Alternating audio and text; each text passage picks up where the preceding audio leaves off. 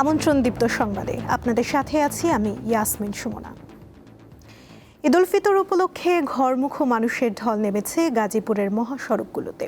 সকাল থেকে ঢাকা টাঙ্গাইল ও ঢাকা ময়মনসিংহ মহাসড়কের বিভিন্ন পয়েন্টে যানবাহনের দীর্ঘ সারি ও থেমে থেমে যানজট দেখা দেয়। বিশেষ করে চন্দ্রা তিমোর ও চান্দনা চৌরাস্তা এলাকায় কয়েক কিলোমিটার জুড়ে স্থবির হয়ে পড়েছে যান চলাচল, যার ফলে চরম ভোগান্তিতে পড়েছেন সাধারণ যাত্রীরা। স্থানীয়রা জানান, কবিরপুর থেকে চন্দ্রা ও কালিয়াকৈর পর্যন্ত কয়েক কিলোমিটার এলাকা জুড়ে যানজট ছড়িয়ে পড়েছে। এর অন্যতম কারণ হিসেবে অতিরিক্ত যানবাহনের চাপ ও যত্রতত্র যাত্রী ওঠানামাকে দায়ী করছেন সড়ক ব্যবহারকারীরা। এছাড়া রাতভর বৃষ্টির ফলে সড়কে পানি ও কাদা জমে থাকায় দুর্ভোগ তৈরি হয়েছে। সকালে তো অনেক ভিড় ছিল, সকালে আবার চলে গেছিলাম বাসা, আবার ঘুরে চলে আসছি যে দেখি এখন চাপ কমছে, পরিবার পরিজন নিয়ে ঈদের আনন্দ উপভোগ করার জন্য গ্রামে যাইতেছি যাত্রাতে, গাড়ি পাইতেছি না, এই জন্য অপেক্ষা করতেছি। আর ভাড়া আগের মতো একটু মানুষের ইয়েতে আছে, আগে যেরকম 200-300 টাকা বাড়তে নিয়ে এখন 50 টাকা অথবা 100 টাকা এরকম বাড়তে নিতেছে। যাত্রী বেশি, সে কারণে গাড়ির কিছুটা সংকট আছে। হয়তো আগে যেখানে 10 মিনিট লাগতো সেখানে এখন আধা ঘন্টা সময় লাগতেছে এরকম। ন্যায্য ভাড়াটা নেওয়া হইতেছে, আগে নেওয়া হয়েছে মনে করেন গাড়ির তেলের খরচ উঠানোর জন্য 400 টাকা করে নিয়ে গেছে, কারণ রোডটা বাঁচায় রাখতে হবে।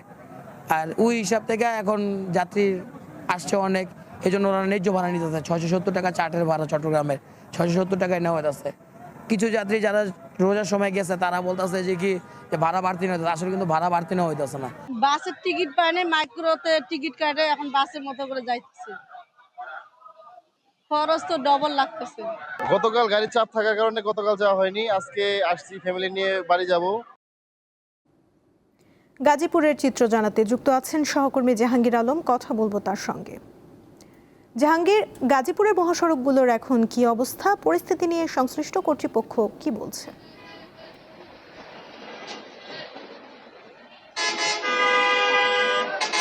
জি সুমনা, সকাল থেকে কিন্তু আমরা ঢাকা টাঙ্গাইল এবং ঢাকা ময়মনসিংহ মহাসড়কে দেখেছি দীর্ঘ সারিতে যানবাহন চলছে। এখনো কিন্তু ঢাকা টাঙ্গাইল যে রুটটি রয়েছে চন্দ্রাতি মোড় থেকে লম্বা সারিতে যানবাহন চলাচল করছে এবং এখানে কিন্তু লেগেই আছে, কেননা মহাসড়কের বিভিন্ন স্থানে যে রাস্তার উপরে যানবাহন দাঁড় করিয়ে যাত্রী ওঠানামা করাচ্ছে, যার কারণে সেই রুটে প্রচন্ড যানজট দেখা দিয়েছে। নন্দন পার্ক পর্যন্ত প্রায় 2.5 কিলোমিটার এবং চন্দ্রা থেকে জয়দেবপুরগামী যে রুটটি রয়েছে সেই রুটটি দিয়ে কিন্তু দীর্ঘ 15 কিলোমিটার পর্যন্ত লম্বা সারিতে যানবাহন চলছে। তবে থেমে থেমে যানজটেরও সৃষ্টি হয়েছে। আমরা যতটুকু জানতে পেরেছি, এই চন্দ্রা ত্রিমোড়কে কেন্দ্র করে যাতে যাত্রীদের ভোগান্তি না হয় সেজন্য পুলিশ কিন্তু নন্দন পার্ক এবং শফিপুরের কাছাকাছি এলাকায় বাস থামিয়ে দিয়ে এক দুটি করে যানবাহন চালাচ্ছে, যাতে চন্দ্রাবতী মোড়ে এসে বড় ধরনের কোনো যানজটের সৃষ্টি না হয়। আইন শৃঙ্খলা বাহিনীর সদস্যরা জানিয়েছেন যে মানুষকে দুর্ভোগ বিহীনভাবে যাতে মহাসড়ক দিয়ে চলাচল করাতে পারে তার জন্য তৎপর রয়েছে। ঢাকা ময়মনসিংহ মহাসড়কে কিন্তু বিভিন্ন স্থানে লম্বা সারিতে যানবাহন করছে, বিশেষ করে চান্দনা চৌরাস্তা এলাকায় বিআরটি রুটের যে ফ্লাইওভারগুলো রয়েছে সেই ফ্লাইওভারগুলোতে কিন্তু জটলা দেখা দেয়। নিচে কিছুটা ফাঁকা থাকলেও দুটি ফ্লাইওভার দীর্ঘ যানজট দেখা যায়। তবে চন্দ্রা মোড়ে কিন্তু এই মুহূর্তে যাত্রীর চাপ কিছুটা কম থাকলেও যানবাহনের কিন্তু দীর্ঘ সারি রয়েছে। তো আইন শৃঙ্খলা বাহিনীর সদস্যরা বলেছেন তারা চেষ্টা ঈদের পরিবারদের নিয়ে ঈদ করতে পারে, এজন্য তৎপর রয়েছে আইন শৃঙ্খলা বাহিনীর সদস্যরা। সুমনা, গাজীপুর থেকে জানাচ্ছিলেন সহকর্মী জাহাঙ্গীর আলম। সড়কপথে ঈদযাত্রার খবর জানাতে এবারে সাভার থেকে যুক্ত আছেন সহকর্মী এম এ হালিম। হালিম, সাভারে এই মুহূর্তে কোনো যানজট আছে কিনা বা গাড়ি পাওয়া নিয়ে কোনো ভোগান্তি রয়েছে কিনা বিস্তারিত জানান।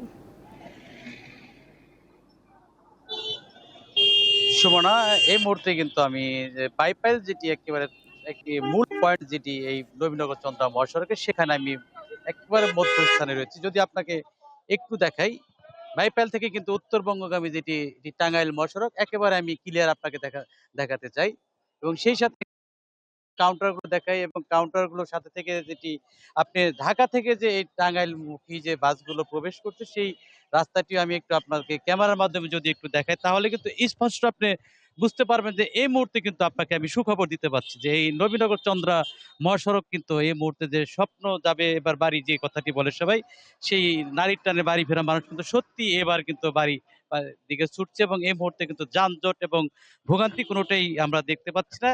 একটু আগে ঢাকা জেলা পুলিশ সুপার যিনি এখানে ভিজিটে আসছিলেন এবং তিনি এসে যেমনটি বলছিলেন অল্প কিছুক্ষণ পরেই এই মানুষের যে দুর্ভোগ সেটি কমে যাবে এবং তারা নির্বিঘ্নে তারা বাড়িতে যাবে এবং সেই হিসেবে অতিরিক্ত ভাড়া বা অন্যান্য বিষয়গুলো তিনি কাউন্টারগুলো থেকে এখানে তিনি এবং শাস্তিমূলক ব্যবস্থা গ্রহণের আশ্বাস দিয়েছেন। আপনাকে একটি বিষয় জানিয়ে রাখি, গতকালকে দুপুরে যে শিল্পাঞ্চল ছুটি হওয়ার পর কিন্তু এই বাইপাইলে কিন্তু এখানে একটি চাপ পড়ে, সেই চাপে কিন্তু একেবারে পরিবহন সংকট তারপরে সন্ধ্যার পরে কিন্তু বৃষ্টি যেটি বৈরী আবহাওয়ার কারণে কিন্তু মানুষের দুর্ভোগের সীমা চরম পর্যায়ে পৌঁছায় এবং সেই দুর্ভোগটি কিন্তু রাত্রে আমরা দেখতে পেয়েছি চন্দ্রা থেকে যেটি সাভারের জিরানি পর্যন্ত 5 কিলোমিটার দীর্ঘ যানজট এবং নবীনগর থেকে যেটি জাহাঙ্গীরনগর বিশ্ববিদ্যালয় পর্যন্ত 3 কিলোমিটার যানজট। এই 8 কিলোমিটার যানজটে কিন্তু যারা ঘরমুখী মানুষ তারা কিন্তু একটি নাভিশ্বাস অবস্থায় পড়ে। তো সেই অবস্থা কাটিয়ে কিন্তু যদি এখন জানাই যে আজকে দুপুরের পর থেকে কিন্তু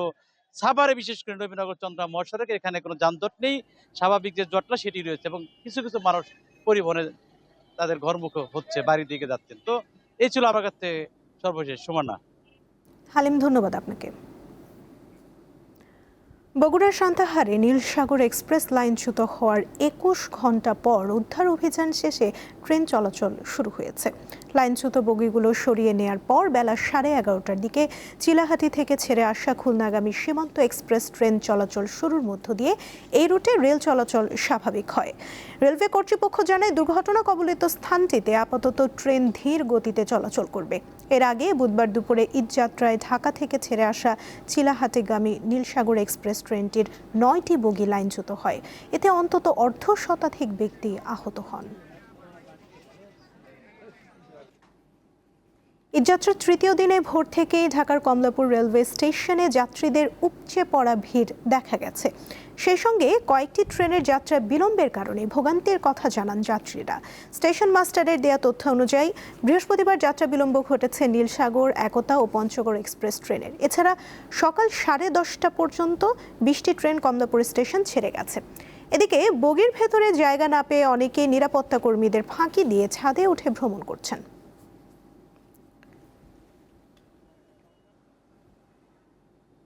আমাদের ট্রেন ছিল সকাল 10:15 একতা এক্সপ্রেস, সেই জায়গায় আমাদের নিয়ে গেছে 4:50-এ। আসে না আসে তার কোনো ঠিক নাই। আমরা যাচ্ছি ঈশ্বরদীতে, আমাদের ট্রেন ছিল 10:30-এ, সেটা এখন 4:50-এ আসার কথা। আমরা তো অনেক দূর থেকে আসছি, এখন বাসাও যেতে পারছি না, স্টেশনে বসা। নীলসাগর গতকালকে লাইনচ্যুত হয়েছে, এর কারণে এখনও নীলসাগর আসে নাই। 6:45-এর ট্রেন এখন আদৌ কখন আসবে, কখন যেতে পারবো কিছুই বলতে পারতেছি না আসলে। ওই দুর্ঘটনার কারণে আমাদের কিছু যাত্রীকে জানান্তর মানে এক ট্রেন থেকে আর এক ট্রেনে ট্রান্সশিপমেন্ট করা হয়েছে, করে আমরা আমাদের ট্রেন পরিচালিত করেছি। হাইকোর্ট সংলগ্ন জাতীয় ঈদগাহে ঈদুল ফিতরে এবার অন্তত 40,000 মুসল্লি নামাজ আদায় করতে পারবেন, যেখানে একই সঙ্গে ঈদের নামাজ আদায় করবেন রাষ্ট্রপতি মোহাম্মদ শাহাবুদ্দিন এবং প্রধানমন্ত্রী তারেক রহমান। সকালে জাতীয় ঈদগাহ পরিদর্শনে গিয়ে একথা জানান স্থানীয় সরকার প্রতিমন্ত্রী মীর শাহে আলম। একই দিনে জাতীয় ঈদগাহ পরিদর্শনে গিয়ে ডিএমপির ভারপ্রাপ্ত কমিশনার জানান, ঈদ জামাতের নিরাপত্তা নিশ্চিত করতে কয়েক স্তরের কার্যকর ব্যবস্থা নেওয়া হয়েছে। নির্বিঘ্নে ঈদের নামাজ আদায়ে সকলের সহযোগিতা কামনা করেন তিনি। বিএনপি সরকার গঠনের পর এই প্রথম ঈদুল ফিতর উদযাপন হচ্ছে এবং সেই উপলক্ষে মাননীয় প্রধানমন্ত্রী জনাব তারেক রহমান এই ঈদগাহ ময়দানে ঈদের নামাজ আদায়ের সম্মতি জ্ঞাপন করেছেন। দীর্ঘদিন পর জাতি মহামান্য রাষ্ট্রপতির সাথে একজন পুরুষ প্রধানমন্ত্রী হিসাবে এই ঈদে একসঙ্গে দুইজন ভিভিআইপিকে নামাজ পড়ার জন্য দেখবেন এবং যে সমস্ত মুসল্লিরা এখানে উপস্থিত থাকবেন তারা তাদের সঙ্গে সাক্ষাৎ করতে পারবেন এবং দেখতে পারবেন। জাতীয় ঈদগাহে আগত মুসল্লিদের প্রতি আমাদের সাধারণ অনুরোধ, নিরাপত্তার স্বার্থে তল্লাশি কাজে সহায়তা করতে হবে। অর্থাৎ আর্চওয়ে গেট দিয়ে প্রবেশ করতে হবে, ব্যাগ বা কোনো কিছু আনা যাবে না, অন্যান্য যে নিরাপত্তা বাহিনীর অনুরোধ সেটা রাখতে হবে। এবারে কেওয়াই স্টিল চট্টগ্রাম সংবাদ।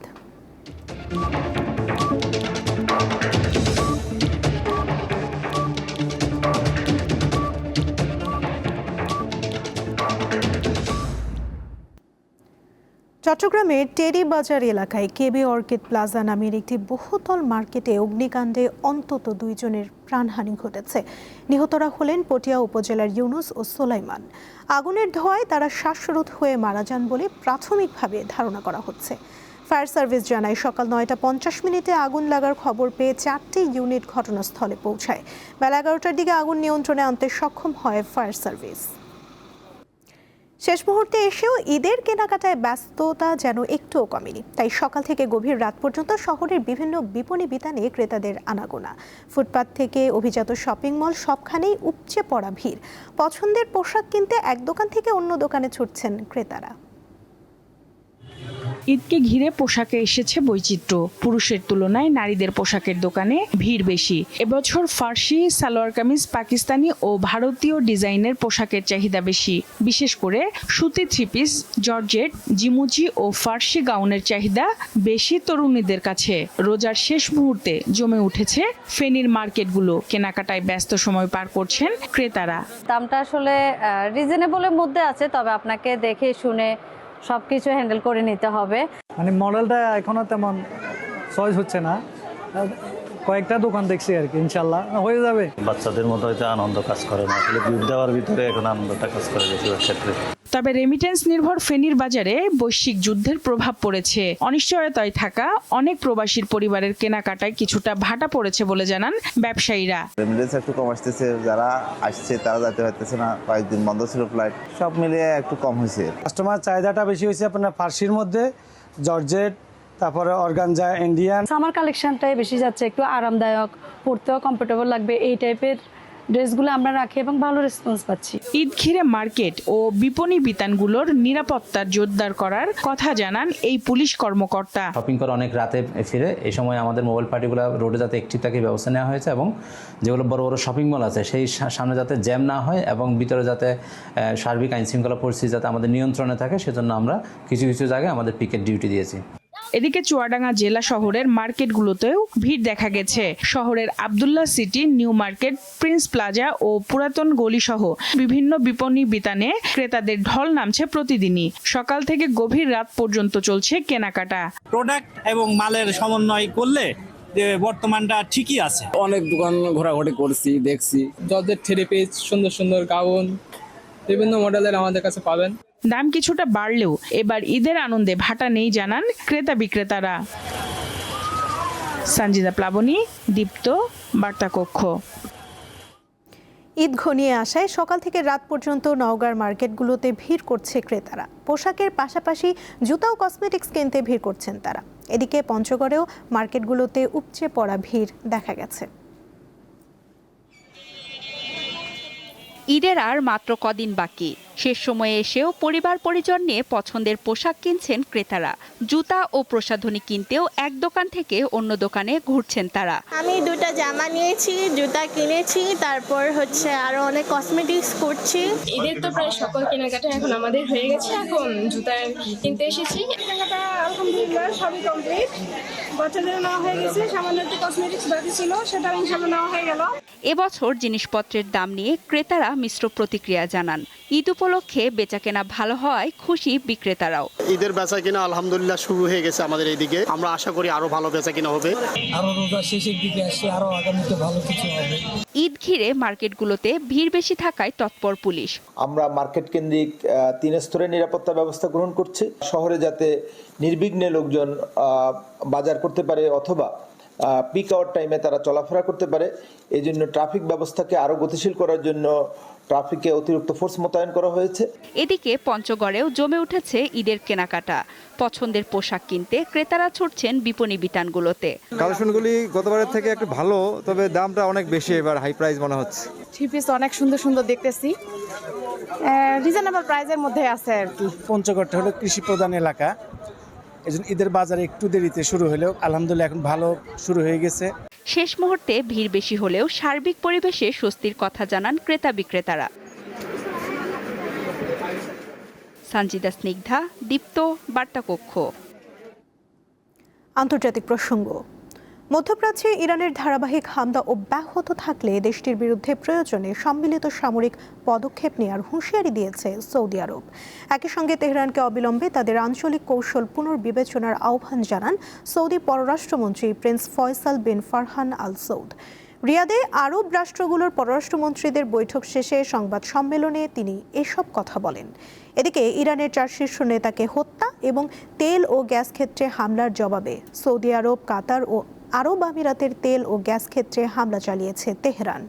এছাড়া ইসরায়েলি হামলায় ইরানের গোয়েন্দা মন্ত্রী ইসমাইল খতিব নিহতের কথা নিশ্চিত করেন দেশটির প্রেসিডেন্ট মাসুদ পেজেশকিয়ান।